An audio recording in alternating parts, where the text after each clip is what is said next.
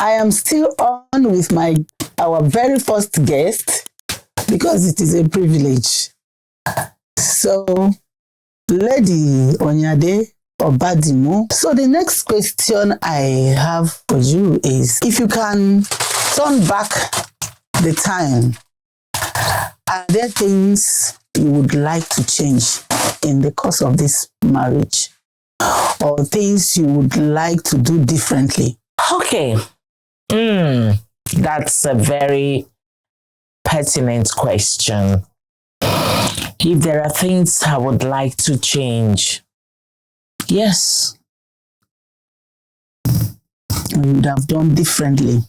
If there are things I would have done differently, yes. Okay. There are. Now, let me start first and foremost in the area of childbearing. Okay. You know, when we started the journey, 7 years into the marriage, we hadn't a child. Wow, 7 years. Yes, 7 waiting. years. Yes, we were waiting. The way I was so apprehensive, the way I was worried, it hit me up. Despite the fact that my husband gave all the so-called, all the counseling for me to be calm and be rested that I was going to have a child and all that, and that God would definitely answer us someday. I can't force it. I have to wait for God's time. If I'd known as much as I knew now, I would have been more rested. And some steps I took, all in the bid of, we need to have babies. Maybe I wouldn't have bothered so much on them. Even though some were right steps, doing the medicals and all that. But maybe certain money we used up would have been used for something more concrete today, something more beneficial. When, of course, God was still going to show up in the situation. You see, what I want to say here is, you see, one of the benefits of getting married to the right person, your God-ordained husband. You mentioned that your husband was the one encouraging you and all that, because there's this common belief that whenever there's a delay in childbearing, it's the woman's fault. Okay, and most men, or some men, you know, at that point start looking at the woman as if she's the problem, and even the in-laws and all that, and start treating the woman anyhow, instead of, you know, joining hands together with the wife to seek for solution. You will see some men or some husbands acting up and all that, and making it very difficult for the woman at that point. So this is also one of the benefits of getting married to the right person, because at any challenge, he will be there for you. Yeah. Because assuming he was not there for you, it would have been very difficult. Yes. It would have been unbearable for you. Yes. He gave me all the support. Yeah. Now, it's as bad as I started feeling like my world was crumbling. I started losing my person even among friends. And, you know, as a young man, he had his friends, he had his tribe men, all scattered around River State, Port Harcourt. So at one point in time, there's one celebration of a child naming and all that. You know, we, the Yorubas, dedications, the way we do namings and all that, the partying and all that. So it got to a point that I started losing my person. I wouldn't even want to attend some of those naming ceremonies because I felt like I'd gone to the first one, they're having the second, I'm going for the third. They will soon ask me, what's wrong with you? When are we coming for yours? And all that. And some So, people can actually yes, ask that. in fact, I had one or two experiences, people very know. ugly experiences like that, where I was questioned and all that. But each time I'm in that mood, he just tried to take it off my mind and tells me, don't worry. If you believe that God will, He will. So don't let it drain you. We will have child. If I remember very well, my husband said at a point, he said, if you so badly want this to take place, would you want to adopt one? I'll give you all the support. Imagine. Those are the kind of things you get when you marry the right person. I want to have my own. I need to have, he said, then if you need to have your own, then relax. Don't let this thing consume you. Let's enjoy ourselves as husband and wife. You and I first. But no, we don't want to hear that one. So, and then gradually, it helps me to begin to find myself. It's because of the society. Yes, when most time people want to engage him in discussions, that queries our state at that point. And he stood in the gap. He will wave them off. He doesn't give anybody room to challenge me with it. Of course. He doesn't, he will ensure that you have no reason to bring it up. Of course, because it's mockery. So it became my defense. There are certain occasions that you will tell me, okay, we're not going for this occasion. And I'm like, and I feel like, say, don't worry. It's for our good, we're not going. Obviously, maybe that person or the kind of people we're going to meet there are people that might expose me to reason to feel depressed over the issue. It will wave it off. So you also need a man, a spouse, a woman, a man who can, wave embarrassing situations away from you. Who can stand his ground up for you and protect you in the midst of whatever thing you people were going through. So I had that protection. I had it 100%. I had that protection.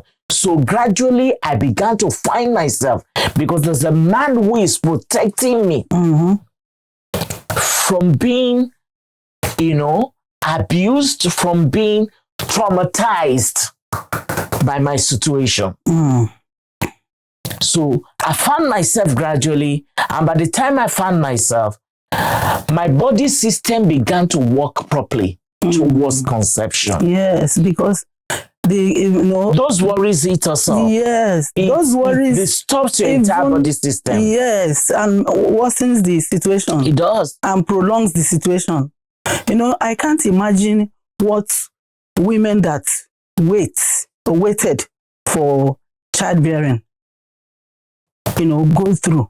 I can't imagine it, because I didn't wait. Initially, as I got married, I got pregnant and had one. But my own problem was different, because I wanted to have many. And so when I had one, and that was the fear I always had. And I kept confessing I will have 7 children. But I had that fear because of what my mom went through, and ended up having only me. So the fear of, I don't want to be like my mother, was there at the inside, deep down. And then I was confessing I will have 7. I'll have many children, I'll have 7. So, but after that one, and it didn't come, immediately I had that one, I had miscarriage, and after that, it didn't come again.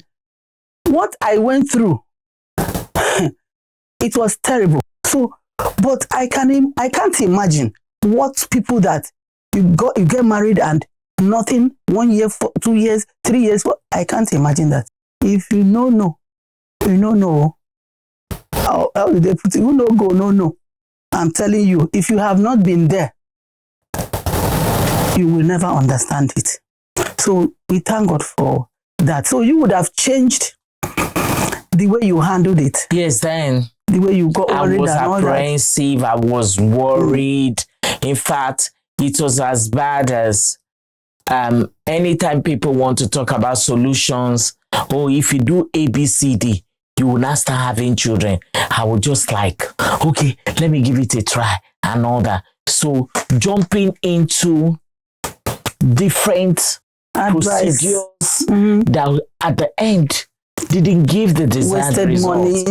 Wasted money and time, and more especially energy. The emotional trauma that I put myself through was uncalled for. So if I had, the opportunity, I would have rewritten that part of me.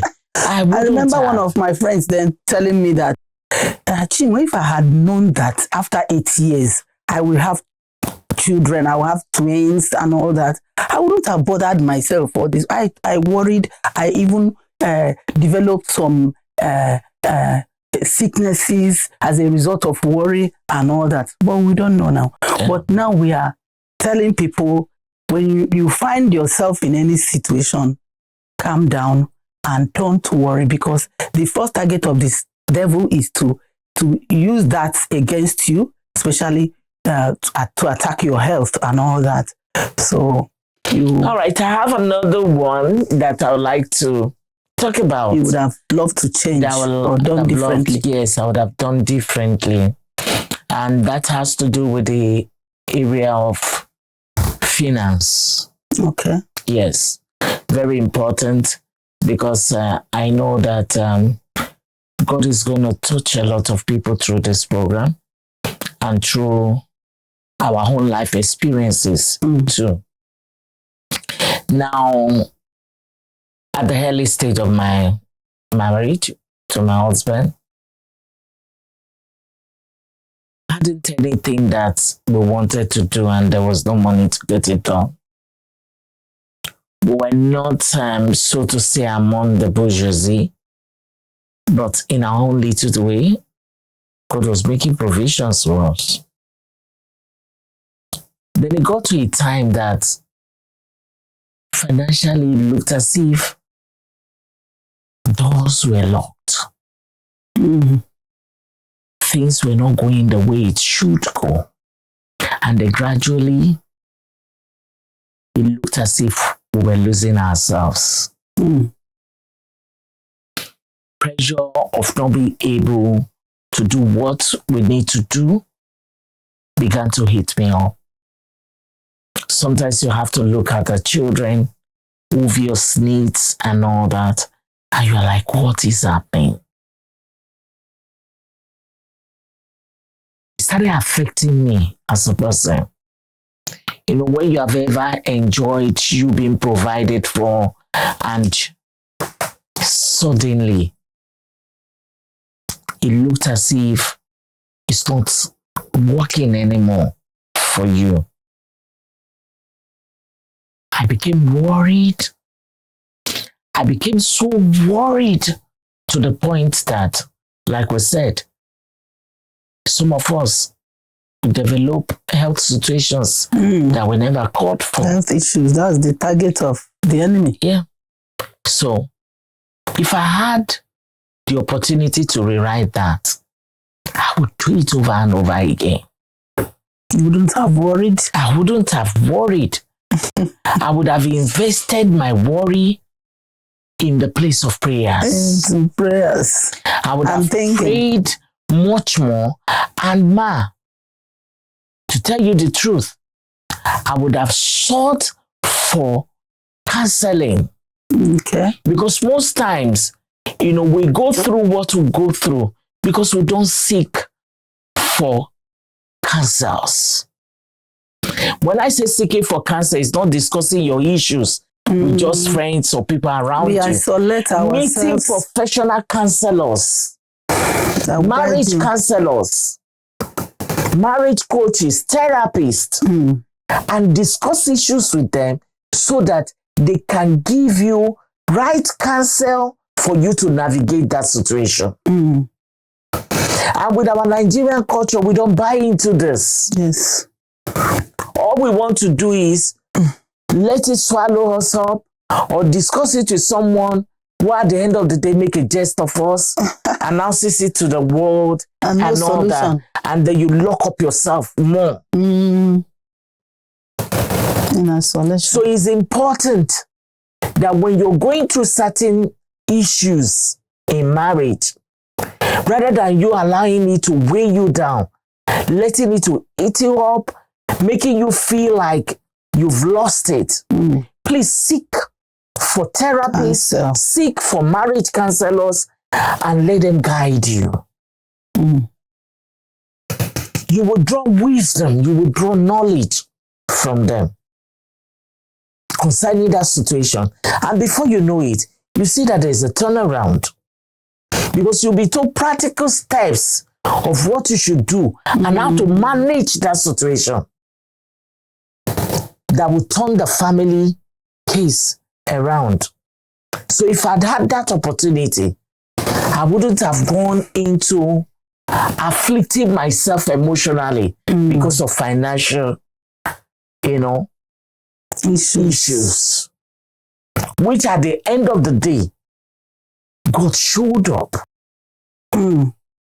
So don't live in isolation. Don't, please. When you have challenges like this and all that, because isolation is one of the weapons of the devil to destroy us. People. Okay. So I don't know if there's any other thing you would have. Basically, just that too. Okay. The fertility and the financial stress. Basically, that too. Those are the two that I would have loved to rewrite the story if I'd known as much as I know today. Differently. Yes. Thank you so much for this answer. So I know that someone out there is being blessed, is learning new things and getting solution. God is speaking to so many people right now. All right. Thank you so much for this. You're welcome.